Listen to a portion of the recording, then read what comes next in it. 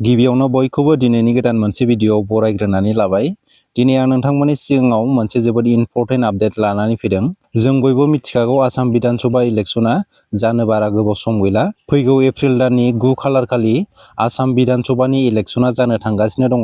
बेखौ लानानै साफ्रोमबो केन्डिडेटफोरानो गावबा गावनि नमिनेशनखौ साबमिट खालामजोब्बाय। दा जोंहा इलेक्शन कमिशननि अफिसियेल वेबसाइटआवहाय साफ्रोमबो केन्डिडेटनि डिटेल्सफोरखौ नायनो हायो। सोरबायदि केन्डिडेटआ बेसेबांसिम फरायनाय आरो बिसिनाव बेसेबां प्रपार्टि दङ, बेसेबां थाखा फैसा दङ, बेसेबां गारि मटर दङ, बेसेबां हा हु दङ, बैसोर गासै डिटेल्सफोरखौनो जों बयबो इलेक्शन कमिशननि अफिसियेल वेबसाइटआव थांनानै नायनो हायो। दा जोंनि माखासे मानसिफोरा बैफोर डिटेल्सफोरखौ नायनो रोङा, जायखिजाया गाव मोजां मोननाय केन्डिडेटफोरनोनो भटखौ होयो। बेनिखायनो आं बुंनो सानगोन इलेक्शन जायैनि सिगांनो साफ्रोमबो केन्डिडेटनि डिटेल्सफोरखौ नायनानै लानाया मोजां। बेनिखायनो नोंथांमोनाबो गावबा गावनि समस्थियाव जायफोर बिजाथिया नमिनेशन साबमिट खालामदों बैसोरनि डिटेल्सफोरखौ नायनानै लाथारनाया मोजां। दा आं नोंथांमोननि सिगाङाव बिटिसिनि चिफ हाग्रामा महिलारि बिथांनि बिसि सेउलि महिलारि बिथाङा बेसेबांसिम फरायनाय आरो बेजों लोगोसेनो हाग्रामा महिलारिनि बिसि सेउलि महिलारि बिथांनियाव बेसेबां थाखा फैसा दङ, बेसेबां प्रपार्टि दङ, बेसेबां गारि मटर दङ, बैसोर डिटेल्सफोरखौ नोंथांमोननि सिगाङाव फोरमायनानै होगोन। बेनिखायनो नोंथांमोना भिडिअखौ स्किप खालामाजासे जोबजासिम नायलां। भिडिअखौ जागायजेननायनि सिगां नोंथांमोननिसिम गुरै खावलायनाय, नोंथांमोना आंनि चेनेलाव गोदानब्ला सिगाङावनो साबस्क्राइब खालामनानै लाग्रोबानो जाबाय, जाहाथे बेबायदिनो गोदान गोदान आपडेटफोरखौ मोननो हायो। थौदो बिदिब्ला दिनैनि भिडिअखौ जागायदिनि। दा नोंथांमोना गावबा गाव समस्थिनि बिजाथिफोरनि गासै डिटेल्सफोरखौ नायनो थाखाय इलेक्शन कमिशननि अफिसियेल वेबसाइटआव हाबनानै नैबेबायदि इन्टारफेस ओंखारगोन। दा नोंथांमोना नैबाव दंना स्टेटखौ सेलेक्ट खालामनानै लाबानो जाबाय। जोंना आसाम, जोंना पेजआ 1आनोखा आरो गावबा गावनि कनस्टिटिउवेन्सिखौ सेलेक्ट खालामबानो जाबाय। आं दिनै नोंथांमोननि सिगाङाव हाग्रामा महिलारि बिथांनि बिसि सेउलि महिलारि बिथांनि गासै डिटेल्सफोरखौ नोंथांमोननि सिगाङाव फोरमायनानै होनो नागिरदों। हाग्रामा महिलारि बिथांनि बिसि सेउलि महिलारि बिथाङा बेसेबांसिम फरायनाय, बेसेबां प्रपार्टि दङ, बेसेबां थाखा फैसा दङ, माबाफोर केस दं नामा, बैफोरखौ नोंथांमोना इलेक्शन कमिशननि अफिसियेल वेबसाइटआव थांनानै गावबा गावनो नायनानै लानो हागोन। बेखौ इलेक्शन कमिशनानो पाब्लिकनि थाखाय रिलिज खालामखानाय। दा जोंहा हाग्रामा महिलारि बिथांनि बिसि सेउलि महिलारि बिथाङा क'क्राझार बियाबाव गेलेगोन नालाय, एबा क'क्राझार समस्थियाव गेलेगोन नालाय, आं सिगांग्रो क'क्राझारखौ सेलेक्ट खालामनानै लाग्रोनोसै।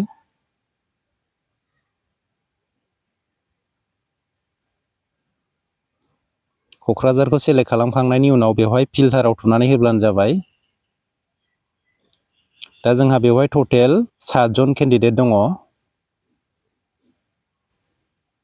नोंथांमोना नुखाबाय। गासैबो बिजाथिफोरनि डिटेल्सखौनो नोंथांमोना नायनो हागोन। नै जोंहा बेवहाय दङ सेउलि महिलारि बिथां, हाग्रामा महिलारि बिथांनि बिसि। दा बेवहाय जोंहा नैबे भिउ मराव थुनानै नायनो हागोन। बेवहाय जोङो डाउनलडआव थुनानै एफिडेभिटखौ डाउनलड खालामनो हागोन। नोंथांमोनाबो आं जाबायदि खोन्थादों बेबायदियैनो गावबा गावनि समस्थिनि केन्डिडेटफोरनि गासै डिटेल्सफोरखौ नायनानै लानो हागोन। आंना नै बेवहाय एफिडेभिटआ डाउनलड जाबाय। दा बेवहाय नोंथांमोना गासै डिटेल्सफोरखौनो नायनो हागोन फारि फारियै। टटेल बेवहाय 29टा पेज दङ। साफ्रोमबो बिजाथिफ्रानो गावबा गावनि गासै डिटेल्सफोरखौ साबमिट खालामखाथारनांगौ। बेनिखायनो साफ्रोमबो केन्डिडेटफोरानो नमिनेशनाव गासै डिटेल्सफोरखौनो एबा फोरमानफोरखौनो साबमिट खालामनांगौ। बेखौ जों गासैबो पाब्लिकफोरानो नायनानै लानो हायो।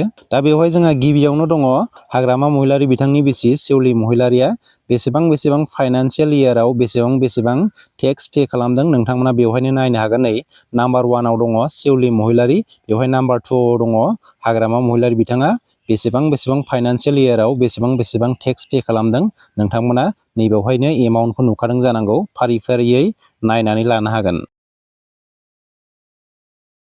दा नोंथांमोना गासै डिटेल्सखौ नायनो थाखाय फारि फारि नारखोलांबाय थाबानो जागोन। दा बेवहाय दङ नै हाग्रामा महिलारि बिथांनि बिसि सेउलि महिलारि बिथांनियावहाय माबाफोर केस दङ नामा नोंथांमोना बेवहाय नायनानै हागोन। आं नुनायावथ' बेवहाय मोनसेबो केस गैया। नोंथांमोनाबो नायनानै लानो हागोन। बेवहाय गोबां डिटेल्सफोर दङ दै, फिसा डिटेल्स, गोबां डिटेल्स दङ बेवहाय। आंना माबाफोर भुलबो जानो हागौ। माबाफोर भुल एबा गोरोन्थि जायोबा नोंथांमोना निमाहा होगोन होननानै आसा खालामग्रोनाय थाबाय। दा ओंखायनो फारि फारि नोंथांमोना नारखोनानै नायलांबाय थानो हागोन। टटेल 29टा पेज दङ बेवहाय। दा बेवहाय नोंथांमोना नैबेयाव नुदोंना हाग्रामा महिलारि बिथांनि बिसि सेवलि महिलारिनियावहाय केस इन हेन्ड एबा आखायाव बेसेबां रां दं होननानै बुङोब्ला दायो केस थाखाया नोंथांमोना बेवहाय नुखादों नै 31,69,000 दङ। नैबेवहाय हाग्रामा महिलारि बिथांनाव बेसेबां दङनो 5,55,500। दा नोंथांमोना बेखौ साननाङा टटेल बिथांमोनाव बेसेबां फैसा दं होननानै, बे just only case in hand एबा आखायाव केस थाखा थानायसो, बेनि अनगायै बिथांमोननि बेंक एकाउन्टाव रां थानाया बेलेगबाव। दा नोंथांमोना नैबेयावहाय नुदों नै बेंक डिटेल्सफोरखौ नायनानै लाबानो जाबाय। फार्स्टआवनो दं नै SBI ब्रान्चआव दङ क'क्राझारावहाय, SBI क'क्राझार ब्रान्चआव दङ नै बेवहाय गाव नोंथांमोना एमाउन्टखौ नायलांबाय थाबानो जाबाय बेसेबां बेंक एकाउन्ट दङ आरो बे बेंक एकाउन्टाव बेसेबां एबा टटेल बेसेबां रां दङ नोंथांमोना फारि फारि नायलांबाय थाबानो जाबाय। नै बेसेबां बेंक एकाउन्ट दङ नोंथांमोना फारि फारि नायबानो जाबाय। नैबेवहाय लेफ्ट साइडआव हाग्रामा महिलारि बिथांनि बिसि सेवलि महिलारिनि, ओरै राइट साइडआव दङ हाग्रामा महिलारि बिथांनि बेंक एकाउन्ट। नोंथांमोना फारि फारि नायबानो जाबाय। नै आं नोंथांमोननो टटेलखौ काउन्ट खालामनानै खोन्थानि, एमाउन्टखौ नङा दे, टटेल बेसेबां बेंक एकाउन्ट दङ हाग्रामा महिलारि बिथांनि बिसिनियावहाय। ओरै नारखोलांबाय थाबानो जाबाय नोंथांमोना बबे बबे ब्रान्चआव बेंक एकाउन्ट दङ, बे बेंक एकाउन्टआव बेसेबां रां जमा दङ नोंथांमोना फारि फारि नायलांबाय थाबानो जाबाय। आं ओरै नारखोनानै नोंथांमोना टटेलखौ खोन्थानि। दा आं नोंथांमोननो हाग्रामा महिलारि बिथांनि बिसि सेवलि महिलारि बिथांनाव टटेल 37था बेंक एकाउन्ट दङ। नोंथांमोना बे टटेल 37था बेंक एकाउन्टनि मोनफ्रोमबो बेंक एकाउन्टआव बेसेबां रां जमा दङ नोंथांमोना बेखौ गावबा गावनो नायनानै लानो हागोन। आं बेवहाय नोंथांमोननो खोन्थाला, फारि फारि खोन्थायोब्ला भिडिअआ गोबां गोलाव जागोन।